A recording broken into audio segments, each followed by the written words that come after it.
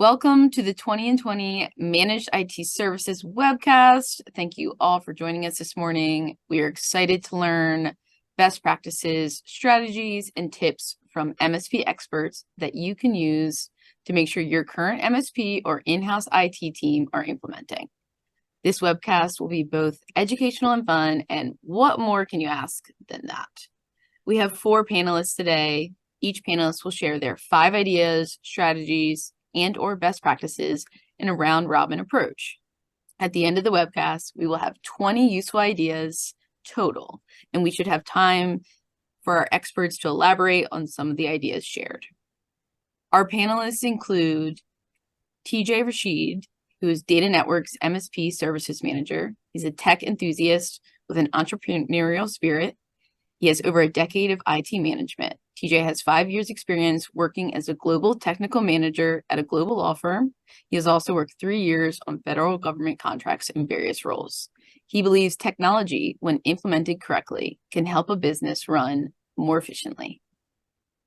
Dave Hennell from Data Networks is the Director of Enterprise Services with over 25 years of IT leadership and experience, including 17 years in the K-12 environment. David brings a wealth of knowledge to his role. He has a proven track record of managing technical operations and developing strategic technology goals and policies. Prior to joining Data Networks, David held positions as network and system administrator and technical analyst in field services. He also studied business management and accounting. Jacob Bedard is a senior solution specialist from Rocket Cyber, a Kaseya company. Jacob has spent 4 years as security specialist at Kaseya. He specializes in email security, user training, and detection response. Dan Tomaszewski is an executive VP of channel for Kaseya. Dan leads a team of channel experts and former managed service provider professionals to equip, educate, and empower MSPs to be more successful and profitable. Dan is best known as the builder of Powered Services, an award-winning platform by Kaseya that's helped over 7,000 MSPs. As the former CEO of an MSP, Mr. Tomaszewski understands customers' challenges, needs, adapting his knowledge to build products, platforms, and enable them to do business more successfully. Okay, it's time to get started. Panelists, are you ready? Yes. Woo! Yes. Can't wait. Let's go. Okay. We'll go to TJ first, then Dan, then Dave, then Jacob. Okay. All right. I might have to buzz you off if you start running over. Okay. You ready for this? Yes. Yeah. All right, TJ, why don't you get us started? Cool. So the first tip that I have is proper strategic planning, specifically on its impact on overall budgeting.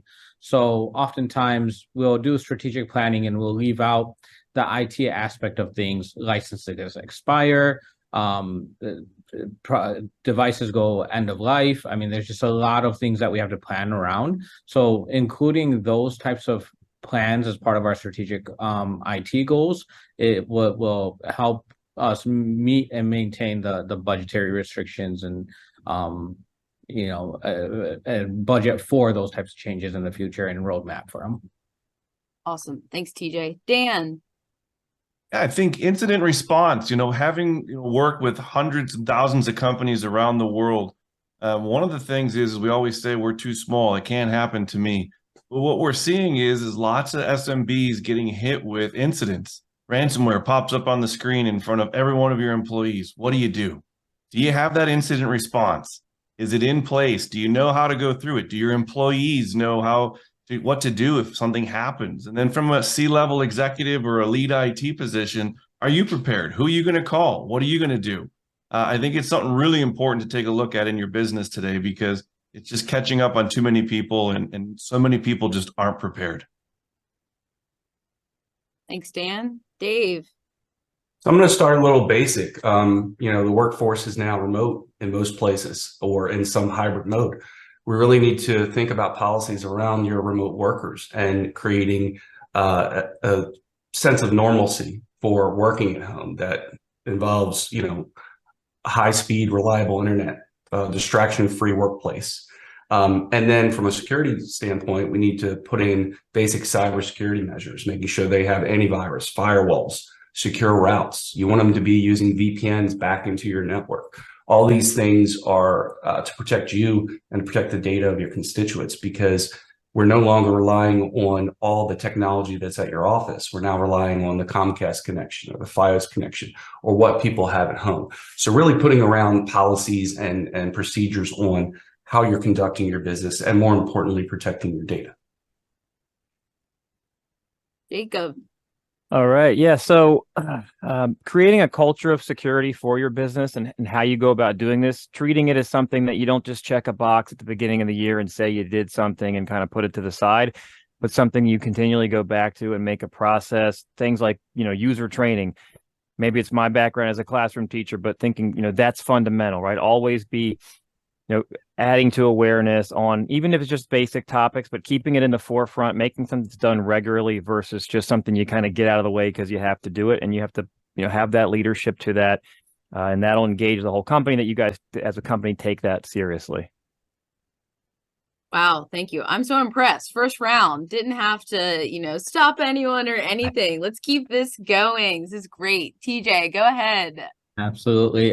So my second topic is something that gets missed by a lot of companies, because we're constantly closing out tickets and not really looking at the data. And so the understanding and remedying common user issues is super important.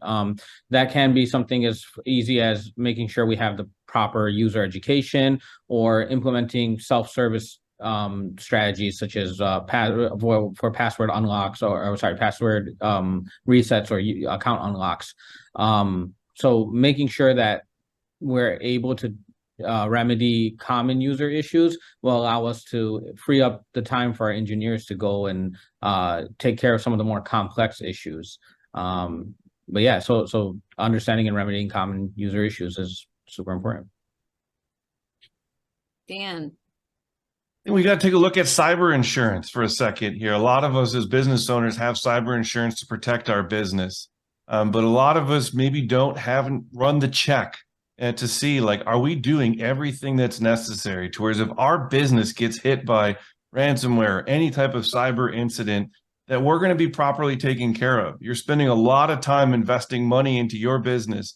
You spend a lot of time growing your business, and you're paying for a great tool, which is the insurance policy, to make sure if something happens, we got to go a step further and making sure that we're doing all the necessary precautions. We've got all the right systems in place and the right technology in place, to whereas if that incident occurs, we're prepared and we're able to get the proper payments we deserve because we were taking the proper due care. Great point. Dave. I'll piggyback a little bit on the remotes workplace that I talked about, but really setting a user experience that is focused on user-friendly IT. We need to have a help desk that's easy to access when they're at home or at the workplace. You need to have clear documentation and guidelines for all the different IT systems and tools that you're using. You should be conducting usability testing to identify and rectify any user experience issues. And I can't stress this enough: clear SLAs, service level agreements that kind of define when support is available, how quickly you can get the support. You want to have an efficient ticketing system that has multiple facets to it, to open tickets, those sort of things. And using the right remote tools that are not only secure, but give the right amount of access, including elevated administrative privileges, is huge when you're dealing with a remote workforce. Hit a minute. Thanks, Dave. Jacob. Yeah, actually, in touching on what Dave mentioned earlier, kind of starting at the basics, one thing when it comes to security for an SMB is sometimes it seems overwhelming, and you just don't know where to get started, and so you end up doing nothing, kind of analysis paralysis. So when it comes to especially security, just not letting perfect be the enemy of the good. Don't do nothing because you don't know how to do anything. A good example of this is you don't need to have a $500 bike lock or the world's most expensive lock on your door. It's better to have weak locks everywhere, right? And what criminals tend to do is they'll just skip any kind of protective controls and goes to the ones that are completely open. So even having the basics in place puts you above the other targets that would be out there. So don't take that for granted. Great. Round 2 is done. Let's jump right into round 3. Cool. TJ. Yeah. Kind of piggybacking off the whole security aspect, but timely and consistent application of patches and updates. It's really important from a security aspect, especially in today's day and age, just because it addresses vulnerabilities and protects the systems from exploitations, but also it improves and enhances performance. Oftentimes, updates and patches will resolve bugs and glitches. It ensures that there's compatibility around all the different systems that we're using. So oftentimes, infrastructure is neglected or updates are missed. And the best way to ensure that that doesn't happen is basically by automating patching as much as possible and performing regular audits. Dan. Think a little bit TJ said earlier about like strategic planning. And one of the things that I like to remind folks is when we're sitting down and we say, what does success look like? We're coming up on a new year coming up here soon. And what does success look like? And we set up all these goals. You're setting up all these goals as a business owner or as a lead IT person. But is the technology aligned to get us to those correct KPIs? Is the technology aligned to help us see success? Don't let your technology be the point of failure as you're midway through the year and realizing you can't get there. There's so much that goes into that strategic planning, looking at what success looks like, and then making sure that our technology is aligned to get us there. That's super important, especially in the world that we live in today as we rely heavily on technology. Thanks, Dan. Dave. So yeah, I want to talk a little bit about databases and analysis. So much of what we do now is in the cloud or inside an internal network or an Excel file sitting on your desktop, right? We need to inventory that. We need to see where is the constituent data, what has personal identifiable information in it, and then how many records do you have? Most companies don't think about a retention policy. If you open any handbook, it's going to say, hey, we burn records after 7 years or we dispose after 10 years. But we haven't yet moved to the digital age to put those policies in place so that you're actually less vulnerable because you have less information that could potentially be breached. And this goes back into, Dan was talking about cyber insurance. Well, if you don't know where your data is, how much of your data you have, and what's in the data, and who has access to the data, it's really hard to come up with the right amount of coverage for your cybersecurity. So we need to inventory data the same way we would inventory files. Thanks, Dave. Jacob. One I wanted to mention was, take a look at if there's any opportunity for you to consolidate your vendors or partnerships or relationships you have, because sometimes what happens is businesses grow, the scope creep of all the things that you need to be doing from IT to HR and payroll and supply and insurance, and all these things just kind of spiral out. And that, having more and more vendors and partners for that versus a fewer key partnerships where someone really knows your business, that adds to your exposure, one, for supply chain and third-party exposure, but just more work and vendor management, vendor fatigue. So, try to find one key partner for as many of the internal processes as you have and build a relationship that knows your business. Thanks, Jacob. TJ. Yeah, so we all kind of talked about security awareness and it's been touched on a little bit, but what do we really mean when we're talking about security awareness? What are we trying to be aware of? And oftentimes that includes password management, right? Do our users know how to properly set up passwords? Phishing awareness. The phishing is just taking off. There's different categories of phishing now, and are our users educated on phishing attempts and how to avoid them? Device security, right? Are we implementing certain types of or enforcing security measures on all of our devices?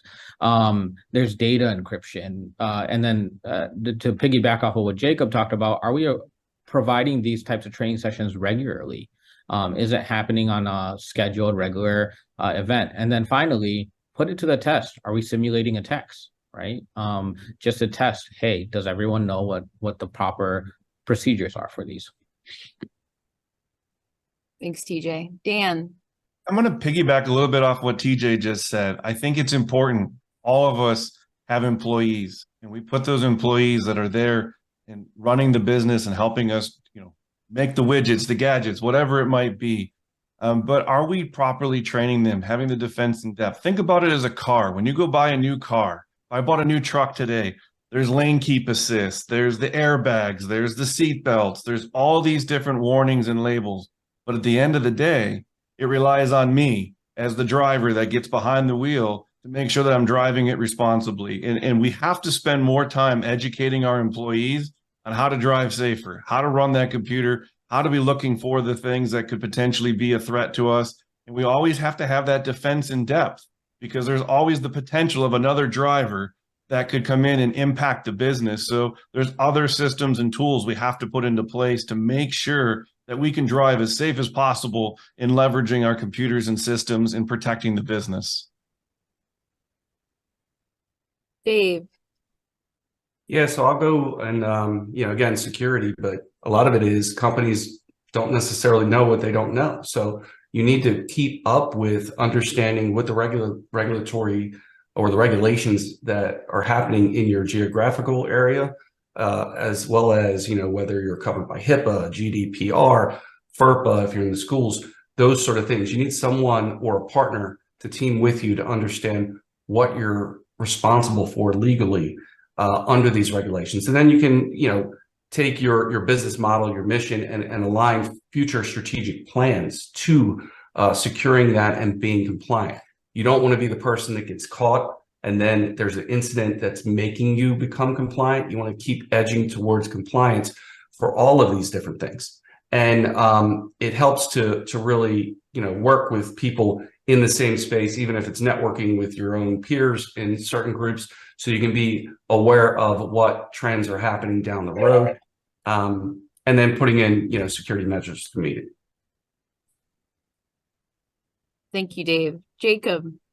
Yeah, I'm going to call a little bit of an audible since we're talking so much about security. One thing we didn't touch on is actually having enforcement in place for all of these policies and things we're going to be doing, right? Like none of this will end up mattering and the users may not stay with it and unless there's actual enforcement. And that comes down to having the data and the reports to actually know what's going on. So not just instituting something, but checking regularly that it is being upheld.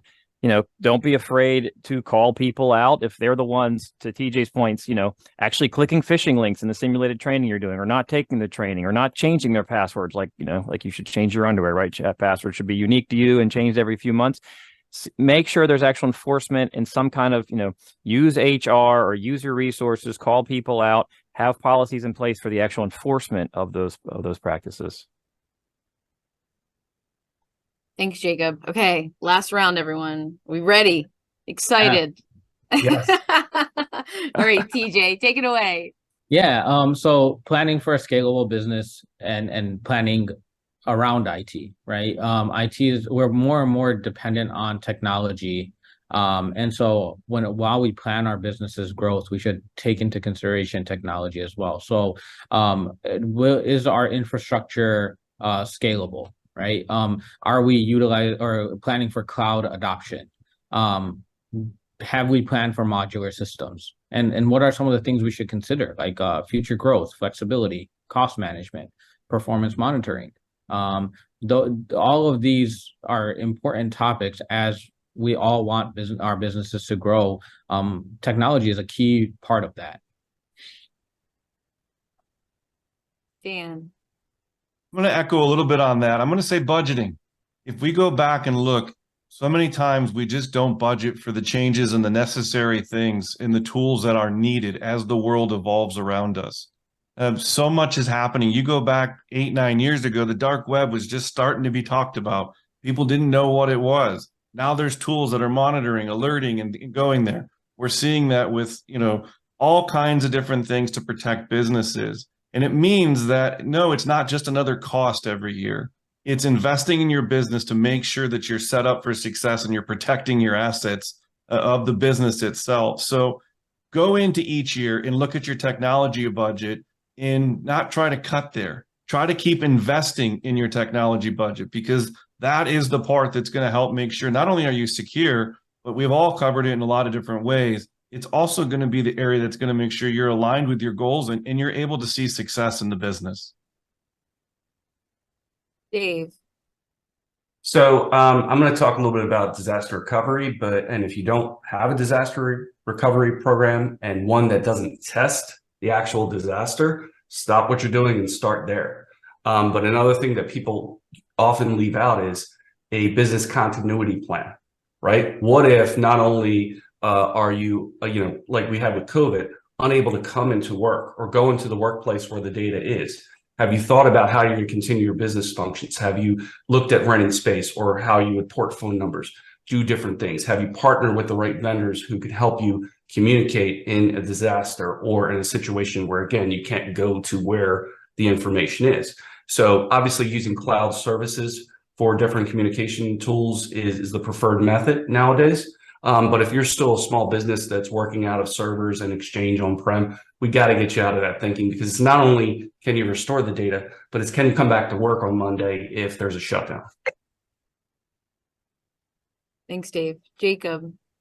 Yeah, one thing I just want to mention is, over top of all this is, is the compliancy issue, and this is something that you need to know what do the new FTC safeguards rules apply to you, or HIPAA, or can you rely on NIST as a flexible framework for your business? So just understanding the landscape for compliancy and having maybe a partner that can help you with that, or outsourcing that in some way. But these are really rapidly changing because of the cybersecurity landscape, especially is changing. That these safeguards and measures that you need to have for your specific industry are probably more than you may realize and changing. So keeping up with that to protect the business and that kind of the known unknowns of that is something that you need to make sure you do, not just because it's best practice, but you don't want to be flagged for your cyber insurance or not get cyber insurance or have some business critical thing happen because you weren't compliant in the first place. Thanks, Jacob. Thank you, everyone. I am so impressed, especially because we kept this under 20 minutes. Actually, it was under 19 minutes. I didn't think we had it in us, but we did. And so many insightful ideas and best practices. Panelists, does anyone want to add anything to, I know we did this super quickly. Dave, please. Yeah, I just want to add on to something Dan said about budget. Cybersecurity is now embedded in the cost of doing business. This is not a silver bullet that you put money towards in 1 year and you're done. It is something you need to take a percentage of your company and put aside for the ever-changing landscape so that you can keep up. Because not only do you have to deal with costs of obviously through attorney generals or legal fees if you turn into having a breach, but you're also going to have reputational loss, which is in a lot of ways more harmful than the fees you may have to pay. So you have to start, taking it off your IT staff, bringing it to the directors, speak at the highest level of the company about a strategic plan around cybersecurity. And again, it's ongoing. It's a great point, Dave. Anyone else that they would like to add with any of the points we talked about? Okay, great. Thank you all panelists for joining us today. Like I said, so many insightful tips, best practices, and everything. We really appreciate it. And yeah, have a great day. Bye, everyone. Thank Bye. you. Thanks. Bye.